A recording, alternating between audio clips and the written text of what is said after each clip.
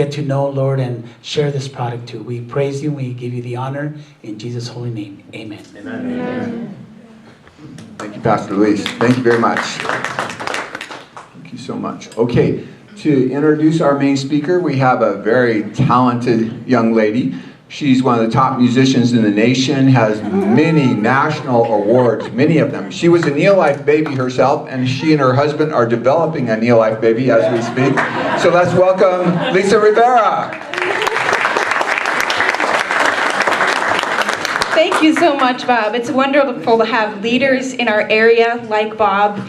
They're passionate about what they do. They're genuine, they're sincere, and so thank you, Bob, for all that you do.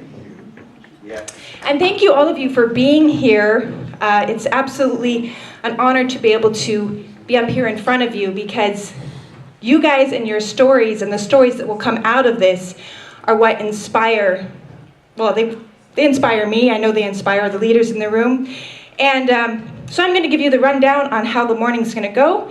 So from 9 to 10:30 is nutrition, basically how we can fill the gaps in our diet to end the trend of chronic disease. And then from 10:45 to 12:30 is business, and you can definitely stick around for that. It's always really, really jam-packed full of, I mean, even if you're not doing the business, it's inspirational, for sure. And then at the end of the 9 to 10:30 session, we'll hear about the new organic skincare line, which I did use this morning, and I'm absolutely loving it. I know lots of you are using that skincare line, and there will be samples available at the end of the first session to try that skincare. Also, there will be shakes to taste at the end, and those are mostly for guests. So if there are guests, new people in the room, we have shakes for you at the end of this session, as well as some of the meal bars. Also want to remind you to turn off or silence your cell phones at this time so we don't have any interruptions. We want to make sure and pay close attention. Also to take notes. If you have a notepad with you, take that out, get a pen, and take good notes. So I was thinking about what I was going to say about Josh yesterday. And what came to me is that he has a real heart for people, and he's passionate about what he does, and he believes in what he does. And not only has he been someone that's heard about NeoLife for the first time, like some of you, he has walked it, he has talked it, and it's for real in his life. And so everything you hear comes from the heart, it comes from a personal belief, and it comes from someone who is genuine and caring about not only end of the trend, but your personal health. So please help me welcome Josh Clark.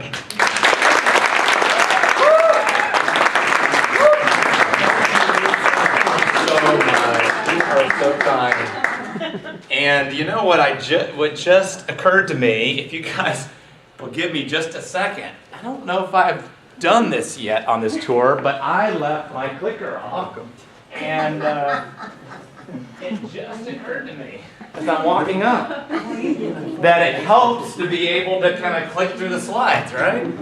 So how many of you are excited to be here today to learn about healthy living? Yes?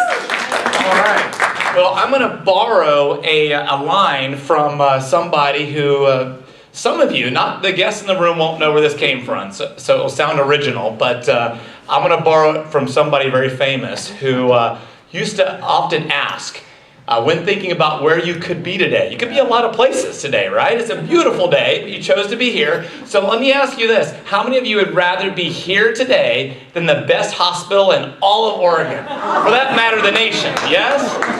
Now, you know what really puts that in perspective? Now, before I share this with you, do we have any health professionals in the room this morning? I'm sure we do. Thank you for all that you do to serve all of us. But this was, Johns Hopkins did a 7 or 8 year study compiling data. You know what they said the third leading cause of death was? And that's created quite a stir. They said it was medical errors.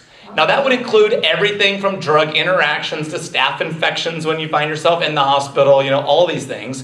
But that's quite alarming, isn't it? So I know that our medical professionals will agree that the best thing we can do is keep you healthy so you don't have to be there except for checkups, right? Isn't that what we want? We all want to stay well. So that's why I'm excited to talk with you today about healthy living. It's something that, as Lisa was kind to say, that my wife and I and our family, we are trying to make those health conscious decisions on a daily basis. For us here, it was a friend asking us to run a 5K road race the night before when we were in Maui. So we jumped right into it together, and that was a fun experience. But anyhow, before we jump into this topic, I want to share with you a story, if I could, from my own life.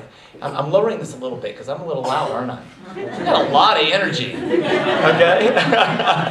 We don't want to blow anybody's ears out, though. Okay, am I good now? Is that good? Okay. So I want to share with you a little story from my own life so you understand kind of where this passion comes from and why I'm really sincerely so happy and thankful that you made it out today. So can I share with you this story? So, and before I get into the story, let me ask you one more question. I think we might have something, perhaps, probably all of us in common right from the start. How many of us came into the world thanks to mom? Yes? Well, look at that. All right, let's give a big hand to all the moms in the room. I think they absolutely deserve it. And this is my mother with her favorite son. Now, that's never been confirmed, okay? But I think it would say something if that were true, because there's 10 of us. And here's where it gets very personal. My mother has one kidney and no spleen. She had a sledding accident when she was 15 years old. She hit a mailbox and was supposed to have died that night. And my mother was never quite the same. Now, what's interesting is that they agreed to, well, she talked dad into having this big family. The plan was no children when they got married. They were actually headed to France as missionaries, and they figured we'd get in the way. Then they had me, and I have my own story why there's 10, but my sister's probably closer to accurate. She says they had me and said, surely we can do better than this. So they kept on trying. The only problem is, you know Esther, she's pretty quick-witted, isn't she, Bob? Yes, but she's the third oldest, so it doesn't help her either. But anyhow, the reality is they had 10, and my mother's health just kept getting worse. Now, in the midst of all this, we were grinding our own wheat, making our own bread. We had goats and chickens, goats for fresh milk, chickens for fresh eggs. We were doing everything we could to try to eat healthy. And so, my father, being a pastor, he knew that faith without works is dead. In other words, you don't just pray and hope that things will get better. You're supposed to pray and do something as well, right? If you know something to do. So we started trying to eat healthy and all this. And my mother is, again, very sick, can barely make it to the mailbox and back. We never had junk food in the home. I don't ever remember sugar except when I was 18 years old to make Christmas bags for the kids in the church. I mean, that's how healthy we ate. And so when somebody came along and tried to share the same information that you're going to hear about this morning, my dad, I was actually sitting there at the time at a table, but it's a lot bigger than this because it's a big family. But Dad said, we're not interested. Now, there's probably a few of you, if we did a little survey, you're probably feel the exact same way. Somebody, I don't want to say dragged you out, but maybe they lovingly persisted, and so you said, just get this person off my back. They care too much, and so you came. So that was us. Dad said, not interested, and 4 months later, my mother got started. Turned her health around today. This is my mother here 25 years later, running the largest 10K road race in the world. Not bad for your 60s. Right? Had 10 children, missing organs. So how many of you would like to be active like that in our 60s? Yes? Okay. So that's why we're on a mission to end the trend. In fact, we're living, you know where we live? Do you know where we live? Yeah. Right out front. Yeah. Right out front. Yeah, you probably didn't see the bus. It's a little shy, a little inconspicuous, but that's where we live. And we're on In the Trend tour. And you saw my wife probably in the back. You'll hear from her in a few minutes, and our 6 children. I know it's only 6, but we're off to a good start, right? Give us a little credit, a little time. Kind of joking, but we are super blessed. But today we're going to talk about the state of our health. What is this trend that we're trying to end?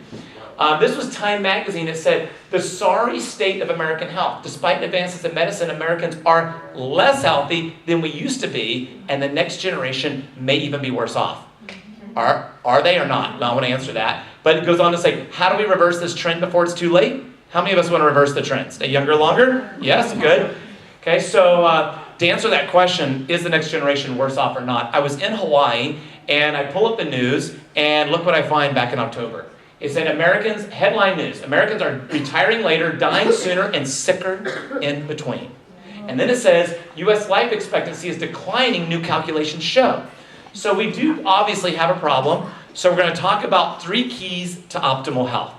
I bet you can guess the first one. Diet. You are what you eat, right? How many of you change the oil in your car? Okay, y'all pay attention. Anyone who didn't raise their hand, don't buy a car from them, right? No, but seriously, right? You don't notice a difference right away when you change the oil, but you know that if you were to slice that engine in half and take a look at it, it's going to make a difference. It's going to pay off in the long run, giving it that service, taking care of it.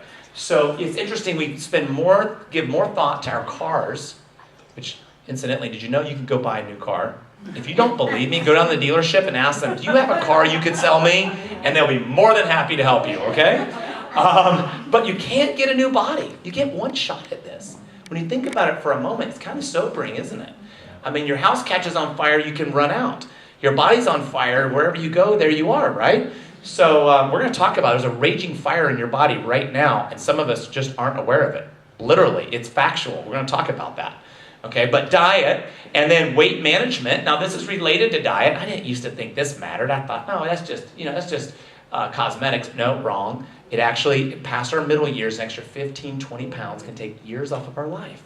So we have to care about this too. So diet, weight management, and then physical activity. Now, how many of you are guilty like me of saying, I'm too busy to exercise? Now, I'm proud to tell you I was up at 6 this morning and I got my run in. What a beautiful place to run here in Eugene. But it's kind of a famous place to run, right? A lot of great runners come from here. I'm hoping that it'll rub off on me. But anyway, but I am guilty of saying I'm too busy. And here's what my wife says. She reminds me of this comic here. And it's actually a lot of truth here. It says, what fits your busy schedule better, the doctor asks his patient? Exercising 1 hour a day or being dead for 24 hours a day every day. Now this is actually factual. Running adds years to your, not running, exercise, yes, running, but exercising adds years to your life and life to your years. Just recently, a study came out, and the scientist, he said, if there was a pill that could do everything for you that exercise could do, it'd be the most expensive pill ever, and people would buy it. And people would buy it. Okay, so that's one thing you can do. We don't sell exercise, but we were known as America's health and fitness company from the very beginning before we went international. And the focus went all over there. Okay, but we just believe this is critical. So that's why I have to share that with you and remind you. Okay, it's a good reminder for me. But we're going to talk about diet and how to fill the gaps in our diet. You remember the wellness guide we learned about in school? Remember that, right? Problem is, it's upside down. There's a reason why we're so sick. And now I like to scan the room and figure out how many of you are eating this stuff. And you're all looking at it like you've never seen this before. But being a healthy town here, Eugene, you probably chased them out of town, didn't you? Good for you. So in that case, let me tell you, this is fast food. Somebody said to me the other day, oh, that's bread. That's whole grains, right? Wrong. We have a bread maker in the bus. We grind our own wheat fresh. We make our own bread. Huge difference. This is bad. What she makes is good. Okay, this will last forever. What she makes goes bad. I'm going to tell you why soon. It goes bad quickly, right? Somebody said to me the other day, Josh, that's a vegetable. Are they right or wrong? Right? Yes, it is. Problem is, you cut that one in half, it turns what? When you leave it on the counter? Brown. Thank you. It turns brown. It can't even protect itself. So we're going to talk about that's the most commonly eaten vegetable in America. I mean, this would be funny if it wasn't so sad, right? So the reality is we're not getting enough whole grains, fruits and vegetables, or fish. And when I say protein there, I'm talking about we're getting plenty of this red meat, yes. And I enjoy a little of that every now and then too, but we're not getting omega-3 rich fish, but we're getting lots of sugar. And I don't mean natural sugar like in your fruit. I'm talking about processed sugar and